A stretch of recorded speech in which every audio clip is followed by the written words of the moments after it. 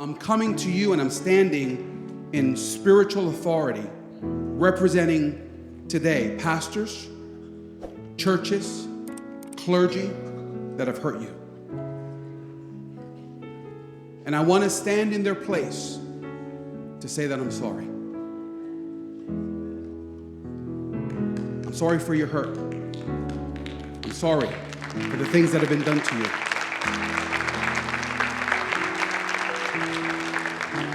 I'm fully aware that pastors, and I'm not making excuses, have not done things right. Many pastors have made a lot of mistakes. They're human just like you and I. We're human. We make mistakes, and I'm not condoning it. But they've not acted right. They've not treated you right.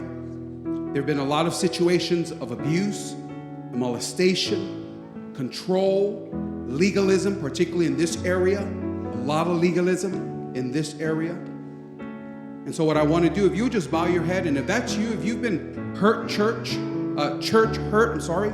hurt, then you would just receive this from me this morning. So let's bow our heads.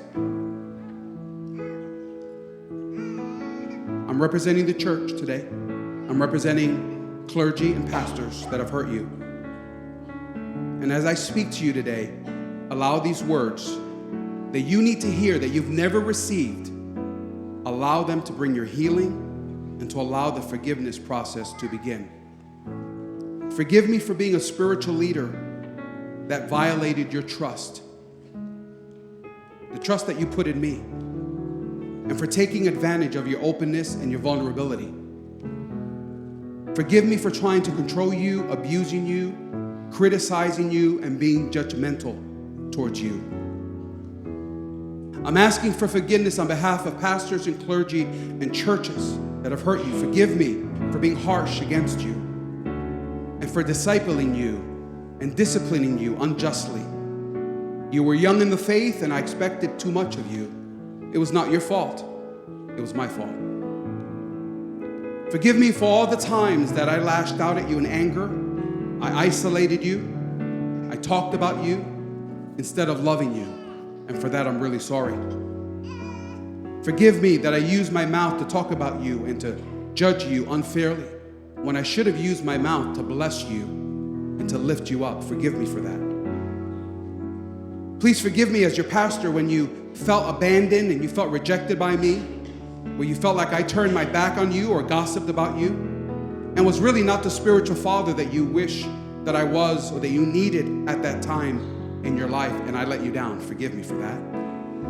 Forgive me for not being available when you needed me. You needed me at certain points in your life, and I just was not there. That was wrong of me. Forgive me for the promises that I made and I didn't keep. I broke your heart, and I caused you to lose confidence in my leadership. I apologize for what I did to you.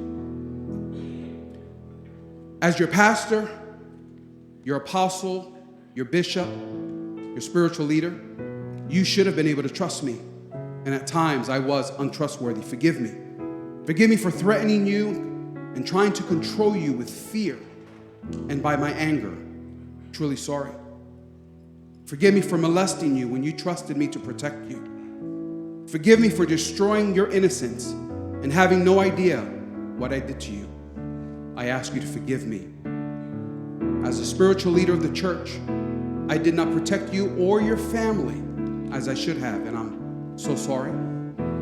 Forgive me for all these violations that I committed against you in any way, and for all these abuses that you've experienced by your pastor, your bishop, your apostle, your spiritual leader, your church, the people in the church. I repent today, and I tell you that I'm truly sorry for what I did and what it did to you.